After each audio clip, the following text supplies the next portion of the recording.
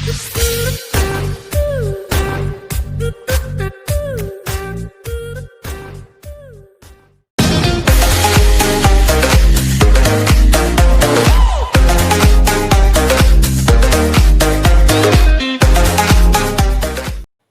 Everyone, मैं Akash Kumar Maurya graduate yourself में आपका स्वागत करता हूं। जैसा कि आप सभी को पता होगा कि इस सेशन में हम लोग ग्रेजुएशन के प्रश्न पत्र से संबंधित प्रश्नों का निवारण करते हैं। तो आज के सेशन में हम नीट आयोग के विषय में देखेंगे, साथ ही साथ प्लानिंग कमीशन या योजना आयोग के विषय में थोड़ा बहुत जानने का प्रयास करेंगे।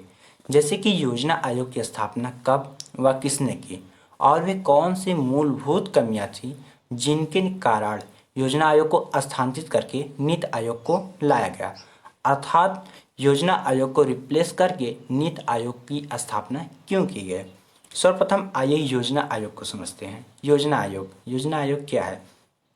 जैसा कि हम सभी जानते हैं कि किसी लक्ष्य की प्राप्ति के लिए एक प्लान करना जरूरी होता है, अर्थात यह हम कह सकते हैं विकास या डेवलप के लिए हमारे कंट्री को योजना आयोग बहुत ही ज़रूरी था। क्योंकि जब देश आज़ाद हुआ था उसके बाद हम लोग लगातार कुछ भी किए जा रहे थे, तो इसी क्रम में इसका ध्यान रखते हुए नेहरू जी ने 15 मार्च 1950 को योजना आयोग की स्थापना की, जो यह एक गैर संवैधानिक निकाय था, अर्थात इसका उल्लेख संविधान में नहीं था। योजना आयोग के मुख्य दो फंक्शन थे। पहला पंचवर्षीय योजना बनाना, दूसरा उन योजनाओं को पूर्ति के लिए वित्तीय आवंटन करना। अर्थात पहला पंचवर्षीय योजना बनाना अर्थात 5 वर्षों के लिए राज्य व केंद्र के लिए योजनाओं को बनाना और उन्हें लागू करना। दूसरा राज्यों और मंत्रालयों को वित्तीय आवंटन करना, अर्थात योजनाओं की लक्ष्य की प्राप्ति के लिए वित्तीय सहायता प्रदान करना। ये दो मुख्य अंग थे योजना आयोग के। तो यह हुआ हमारा बेसिक जानकारी योजना आयोग के विषय में। तो आइए चलते हैं नीति आयोग पे, जो हमारा आज का टॉपिक है नीति आयोग। नीति आयोग में हम देखेंगे नीति आयोग का गठन, नीति आयोग की संरचना और नीति आयोग की उद्देश्य। तो नीति आयोग को देखते हैं। 1 जनवरी 2015 को नीति आयोग राष्ट्रीय भारत परिवर्तन संस्थान national institution for transforming India का गठन किया गया। यह सहकारी संघवाद के सिद्धांत पर आधारित एक परामर्श दायित्व एवं गैर संवैधानिक संस्थान है, जो सरकार को बौद्धिक संस्थान थिंक टैंक के रूप में सेवाएं प्रदान करेगा और उसे निर्देशात्मक एवं नीतिगत गतिशीलता प्रदान करेगा। अर्थात नीति आयोग भी योजना आयोग की तरह एक गैर संवैधानिक संस्थान है, लेकिन बेसिक डिफरेंट यह है कि नीति आयोग एक थिंक टैंक है, अर्थात इसका कार्य सोचना और सरकार को सलाह देना है, न कि वित्तीय आवंटन करना। अर्थात योजना आयोग के पास जो वित्तीय आवंटन के अधिकार था उसे नीति आयोग को नहीं दिया गया। नीति आयोग को 2 हब्स में बांटा गया। पहला टीम इंडिया हब, राज्यों और केंद्रों के बीच में समन्वय स्थापित करना। दूसरा knowledge and innovation hub, NITI Aayog को बेहतर बनाने का काम। अर्थात पहले का कार्य राज्यों और केंद्रों के बीच में समन्वय स्थापित करना और दूसरे का कार्य नीति आयोग को बेहतर बनाने का काम था, अर्थात पिछली कमियों को दूर करने तथा नए विकास दर या लक्ष्य को प्राप्ति के लिए बेहतर कार्य करना। नेक्स्ट टॉपिक मेरा नीति आयोग का गठन। प्रधानमंत्री इसके पदेन अध्यक्ष होंगे श्री नरेंद्र दामोदर दास मोदी जी, जो योजना आयोग के अंतिम अध्यक्ष एवं नीति आयोग के प्रथम उपाध्यक्ष हैं। वह वर्तमान में हमारे प्राइम मिनिस्टर भी हैं। इसके 2 पूर्णकालीन सदस्य होंगे। प्रधानमंत्री इसके पूर्णकालीन सदस्य नहीं होंगे। इसके प्रथम उपाध्यक्ष अरविंद पनगड़िया थे एवं वर्तमान में राजीव कुमार उपाध्यक्ष हैं। इसका मुख्यालय नई दिल्ली एवं इसके CEO अमिताभ कांत जी हैं।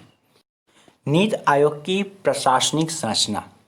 नीति आयोग के अध्यक्ष प्रधानमंत्री होंगे। उपाध्यक्ष प्रधानमंत्री द्वारा नियुक्त होगा। संचालन परिषद सभी राज्यों के मुख्यमंत्री व केंद्र शासित प्रदेश के उपराज्यपाल।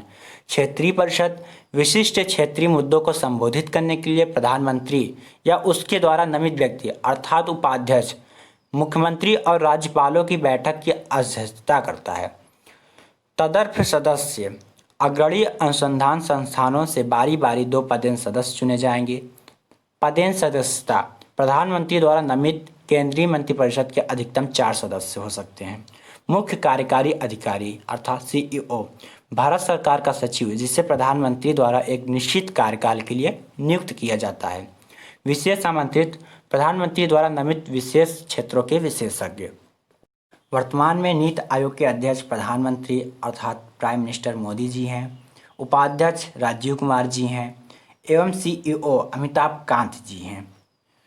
नीति आयोग के उद्देश्य हम देखते हैं। नीति आयोग के क्या उद्देश्य हैं? पहला, राज्य के सक्रिय भागीदारी के साथ राष्ट्रीय विकास को प्राथमिकता क्षेत्रों और रणनीतियों का एक साझा दृष्टिकोण विकसित करना। अर्थात नीति आयोग का प्रथम उद्देश्य राष्ट्रीय विकास को प्राथमिकता देना है। दूसरा, प्रधानमंत्री एवं मुख्यमंत्री को राष्ट्रीय एजेंडा का प्रारूप उपलब्ध कराना। अर्थात वर्तमान में कौन कौन से प्रमुख मुद्दे हैं एवं उनका निवारण प्रस्तुत करना। तीसरा, सहयोगपूर्ण संघवाद को बढ़ावा देना।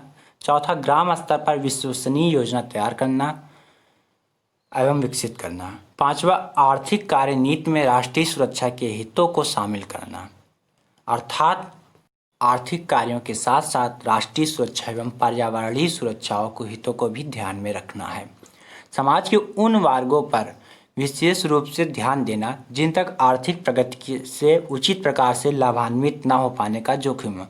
अर्थात समाज में बहुत सारे ऐसे एरिया हैं जहां पर लोगों को सरकार द्वारा बनाई गई योजनाओं का लाभ उन्हें नहीं प्राप्त होता है, जैसे कि नक्सलवाद एरिया या उग्रवाद या माओवादी एरिया एवं ग्रामीण स्तर पर भी सरकार द्वारा बनाई गई योजनाओं का लाभ सभी लोग नहीं प्राप्त कर पाते हैं। तो नीति आयोग का उद्देश्य उन्हें भी ध्यान में रखना है। सातवां, रणनीति एवं दीर्घकालीन कार्यक्रम का ढांचा तैयार करना। आठवां, राष्ट्रीय एवं अंतर्राष्ट्रीय थिंक टैंक आवैधिक नीति अनुसंधान संस्थाओं के बीच भागीदारी के लिए परामर्श एवं प्रोत्साहन देना। नौवां, कार्यक्रम एवं नीतियों के क्रियान्वयन के लिए प्रौद्योगिकी की उन्नयन और क्षमता निर्माण पर बल प्रदान करना। अर्थात नीति आयोग एक थिंक टैंक है जिसका कार्य राष्ट्र के हित को ध्यान में रखते हुए योजनाओं को विकसित करना और उस विकास दर की लक्ष्य की प्राप्ति के लिए सरकार को निर्देश देना है एवं वर्तमान में प्रचलित प्रमुख मुद्दों से सरकार को अवगत कराना एवं उसका निवारण भी बताना जैसे प्रमुख कार्य हैं। तो धन्यवाद साथियों, ये आज के सेशन में हमने नीति आयोग की गठन, संरचना एवं उद्देश्य को समझने का प्रयास किए एवं आप सभी हमारा साथ दिए, इसके लिए मैं आपका आभार व्यक्त करता हूँ। नमस्कार।